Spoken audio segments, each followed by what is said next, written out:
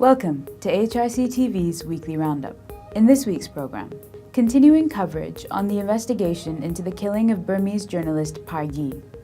AHRC TV interviews the victim's wife, Thandar, who details how the case has unfolded and the latest on her husband's body. In India, the Home Minister, Rajnath Singh, calls for more impunity and extrajudicial killings. A witness in Nepal speaks with AHRC TV about the police firing into a crowd last month, which killed one and injured others. In Bangladesh, creative pretexts for extrajudicial murder continue to be invented. In Sri Lanka, the government continues to accept no responsibility for extrajudicial executions committed by the police. Welcome to AHRC TV's Weekly Roundup. I'm Jessica Fernando. We begin this week's roundup again with the case of Pargi, the Burmese journalist killed by the military. Last week, you heard about how the case surfaced, how Pargi's death was uncovered, a case was filed, and that on the 5th of November, his body was exhumed for further investigation. This week, the victim's wife describes her experience. She speaks about seeing her husband's body and mentions concerning developments.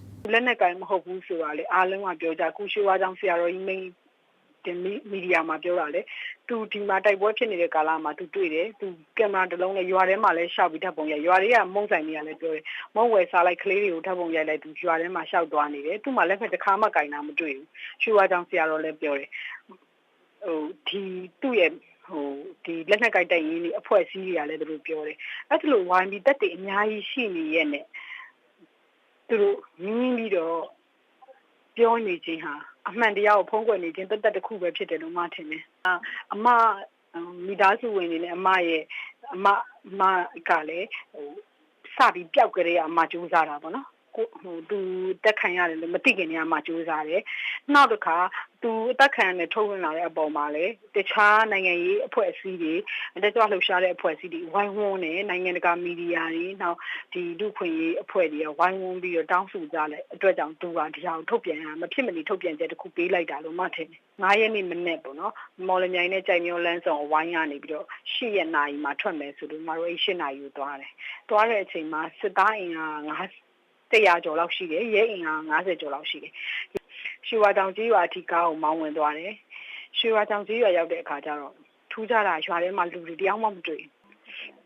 ဆိုင်မုံဆိုင်လူတဆိုင်မျိုးပဲမှတို့တွေ့တယ်တခြားအိမ်တွေမှာလူတွေမရှိဘူးပေါ့နော်အလုပ်သွားသလား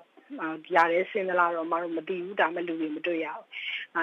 ဘူးစာတင်ကြောင်းလေးမှာတော့ကလေးတွေစာတင်နေတာတွေ့ပြီးတော့မတို့ပြန်ထွက်လာပြီးကွင်းပြင်မှာစောင့်တနာရီလောက်ဆောင်ရတယ်အမရေပြည်နယ်ရဲမှုသွားမေးတဲ့အခါကျတော့လောင်းလိုက်ပြမယ်တက်ကမလာသေးလို့ပြောတယ်အဲ့ဒါနဲ့ပြည်နယ်ရဲမှုကနေမှခဏလေးထပ်ဆောင်မှပြောတနားရောက်ဆောင်ပြီးတော့မှလောင်းရှိတဲ့နေရာကိုသွားရတယ်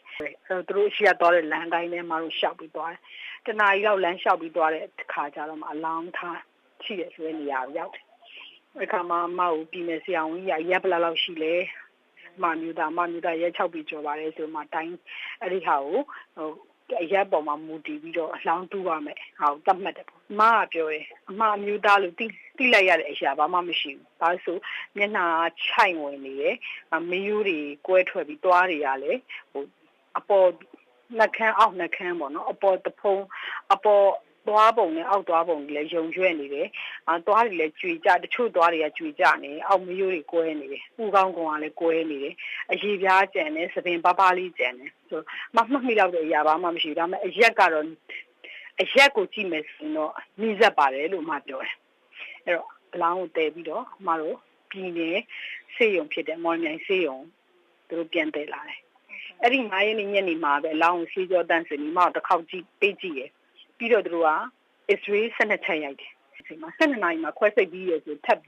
မောက်လာပြီးတွေ့သူတို့ကတရဝင်မောက်ပေးတာမဟုတ်ဘဲနဲ့နှုတ်နဲ့ပြောတာကတော့တနက်ရ9ချက်တွေ့တယ်ရှင်ဘက်မှာတစ်ချက်မေးစီမှာတစ်ချက်ပေါင်မှာတစ်ချက်ခြေဖနောက်မှာတစ်ချက်လို့ပြောတယ်ကျမအနေနဲ့ဆိုလူခွင့်ရေးကော်မရှင်မှာယုံကြည်မှုအားနည်းတယ်ဘာဖြစ်လို့ပြောနိုင်လဲဆိုတော့2ရက်နေ့တုန်းကကျမကိုလူခွင့်ရေးကော်မရှင်ကခေါ်တွေ့တယ်ဒါကျမတိုင်စာကြောင့်မဟုတ်ဘူးသတင်းတောက်တယောက်ကတိုင်လို့ပြောတယ်သတင်းတောက်တယောက်ကတိုင်လို့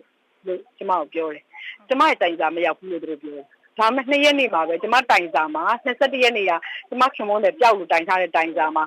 ဟိုကမပါလို့ကျမမှတ်ပုံတင်မိတ္တူမပါလို့ပြန်ပို့ပေးပါဆိုရဲ စာပြန်စာကျမရှိရောက်ပြီးသွားပြီအမျိုးသမီးဖို့ခေါ်ခြင်းလည်းလို့ပြောတာခေါ်ခွင့်မရှိဘဲနဲ့ကျမကို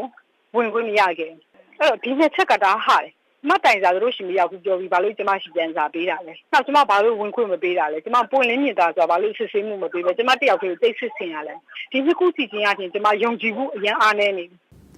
This was not an isolated incident in Burma. AHRC TV caught up with Ket Mar, a journalist with Radio Free Asia's Burmese TV program. Ket Mar explains how Pargi's case fits in with Burmese political history and what the future should hold. လူတိုင်းသိနေတာပဲဒီကိစ္စကြီးကဘလောက်ရက်ဆက်တယ်ဘလောက်ဥပဒေမဲ့တယ်လို့ရက်လဲဆိုတာဒါပေမဲ့တစ်ဖက်ကကြည့်တော့လေဒီမြန်မာနိုင်ငံမှာကဒီလိုကိုပါကြီးလိုကိစ္စမျိုးဆိုတာအခုမှဖြစ်လာတာမဟုတ်ပါဘူးဟိုလွန်ခဲ့တဲ့နှစ်ပေါင်းများစွာတည်းကဒီလိုမျိုးကိစ္စတွေအများကြီးရှိခဲ့တယ်ဒါပေမဲ့ဒီနေ့ခေတ်လိုမျိုး IT ရဲ့အကူအညီကလည်းနည်းသေးတယ်ပြီးတော့ဒီပြုပြင်ပြောင်းလဲရေးရဲ့တစ်စိတ်တစ်ပိုင်းအနေနဲ့အခုလိုနည်းနည်းပါးပါးပွင့်လန်းလာတာမျိုးမရှိသေးတဲ့အခါကျတော့ဟိုတုန်းကတော့သူ့လိုလူမျိုးတွေဟာလူမသိသူမသိနဲ့တည်ခဲ့တာတွေအများကြီးရှိပါတယ်ဒါပေမဲ့ခုနပြောသလိုပဲဒီဘက်ခေတ်မှာတော့ဒီ IT ရဲ့နည်းပညာရဲ့ဒီတိုင်းပြည်ကသူ့အတိုင်းဒါတစ်ခုလောက်အထိပြောင်းလဲလာတာရဲ့နဲ့ကဘာကနေခုလောက်မြ мян ဆန်ဆန်သိလာတာပေါ့နော်ဆိုတော့တစ်ဖက်ကအင်မတန်ဝမ်းနည်းစရာကောင်းပေမဲ့လည်းတစ်ဖက်ကအခုလိုမျိုးကဘာအမြ мян ဆန်ဆန်သိပြီးတော့အခုလိုအလောင်းပြန်ဖော်တာမျိုးဆေးစစ်ချက်တွေအမြန်အဆန်ယူနိုင်တာမျိုးတွေကလည်းတစ်ဖက်ကကြည့်လို့ရှိရင်တော့ကျင်းနေစရာအထိုက်အသင့်ကောင်းလာတာပေါ့ရှေ့ဆက်ပြီးတော့ဒီလိုကိစ္စမျိုးတွေထပ်ပြီးမကြားရပါစေနဲ့တော့ဆိုရဲဆုတောင်းမျိုးပဲဆုတောင်းအောင်ပါပေါ့လေ In India, extrajudicial executions are often referred to as encounter killings. But the term encounter is only an excuse, as extrajudicial killings are simply murder with impunity. The Indian judiciary has ruled repeatedly that such killing is illegal, referring to the process as executive elimination. However, these findings by the courts have resulted neither in ending extrajudicial killings nor in reducing them. The practice is so widespread that in each Indian state there are encounter specialists, murderers in police uniform. The Asian Human Rights Commission has documented more than 200 cases in the past 7 years, including several this year, where the law enforcement agencies have resorted to executive elimination of persons. In this context, a speech made by the incumbent Home Minister of India, Mr. Rajnath Singh, rings alarm bells. The minister, addressing graduating police officers in the state of Rajasthan, literally called upon police officers not to be shy if they have to fire upon a suspect. The minister assured the officers that no human rights organization, including the National Human Rights Commission or the judiciary, would dare bother them. और इतना ही नहीं बल्कि human rights commission के द्वारा जो हम लोगों को कटघरे में खड़ा किया जाता है, तरह तरह के सवाल पूछे जाते हैं, हैरेसमेंट जो होता है, उस समय एक विकट स्थिति का सामना हम सबको करना पड़ता है। मेरा विश्वास उनके ऊपर था। मैंने कहा कि आप इसकी चिंता मत करो, ह्यूमन राइट्स कमीशन को फेस करना होगा,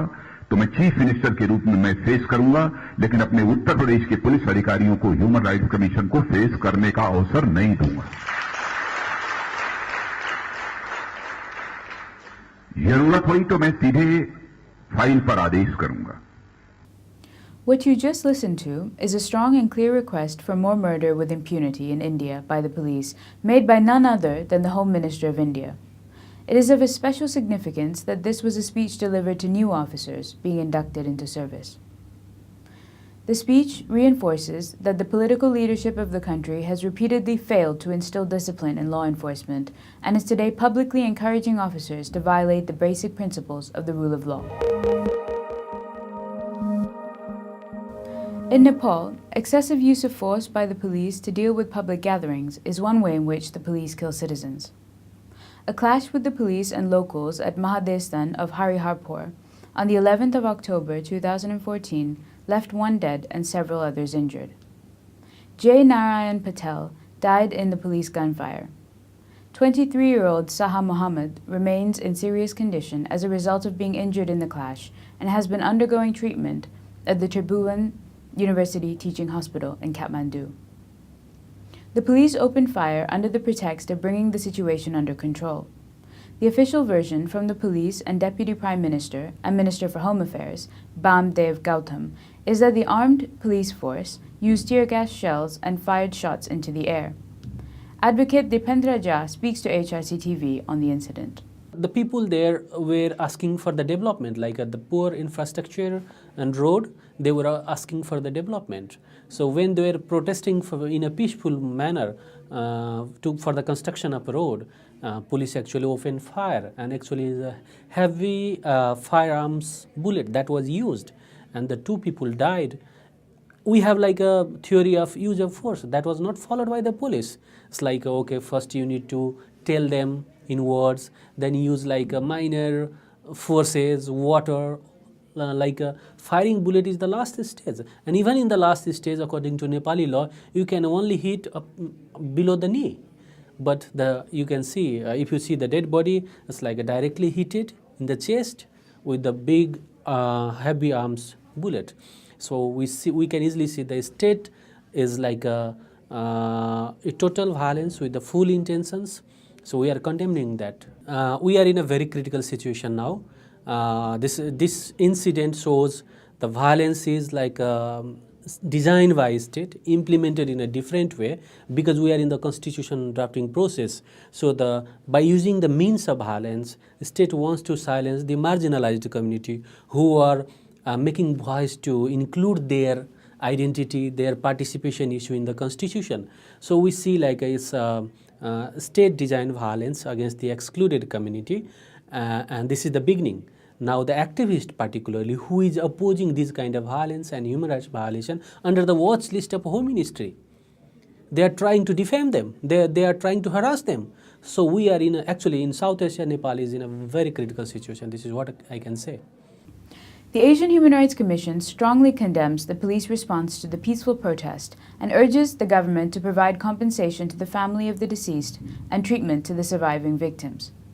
There should be an investigation into the incident by a high-level judicial investigation committee, and the police officers who were involved in the shooting and those who gave orders to shoot should be punished. In Bangladesh, many people have been executed through extrajudicial methods. The country's law enforcement agencies are committing these crimes. The Rapid Action Battalion is credited with inventing the pretexts of crossfire, gun battle, exchange of fire, encounter killings, and so on for extrajudicial executions. Like the Rapid Action Battalion, the Bangladeshi police regularly execute people almost every day in a similar manner. More than 2,000 people have been extrajudicially murdered in Bangladesh in the last 10 years. Both the Rapid Action Battalion and the police have been rewarded by successive governments for committing extrajudicial killings.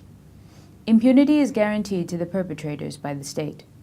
As a result, no credible investigation takes place in the cases of extrajudicial executions in Bangladesh. The Torture and Custodial Death Prohibition Act, 2013, which criminalizes custodial deaths and torture, has not been used by the Bangladeshi government or the human rights groups to punish the perpetrators of extrajudicial executions since the law was made on the 24th of October, 2013. Several thousand families of the victims of extrajudicial executions survive amid continuous threats and intimidation by state agents. Their aspirations for justice are shattered in the existing harsh repression. The Asian Human Rights Commission, which drafted the law on the request of the Bangladeshi parliamentarian Mr. Saber Hussain Chowdhury, urges rights groups to put the anti-torture law into practice to facilitate justice to the victims. In Sri Lanka, the police arrested the teenager P.H.S. Malinga and his brother for no reason, seriously beating them at the police station and asking them to confess to treasure hunting. The following day, their parents intervened and asked the police to send Malinga to a hospital for medical treatment, but they refused to do so.